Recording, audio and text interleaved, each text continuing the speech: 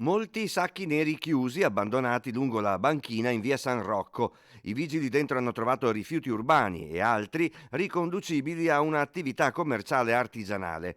Tessuti, carte, cartoni, scarpe, perfino pezzi di manichini. Uno sgombero illecito eseguito senza rispetto degli altri e dell'ambiente da un'azienda commerciale dell'Alta Padovana, individuata anche grazie a telecamere e rilevatori di passaggi degli automezzi lungo la strada Valsugana. Per gli amministratori dell'azienda in arrivo una contravvenzione per la violazione delle norme ambientali e comunali, oltre all'obbligo di ripulire la strada. Agli incivili e ai furbetti dei rifiuti non daremo tregua, ha detto il sindaco Piero Bon.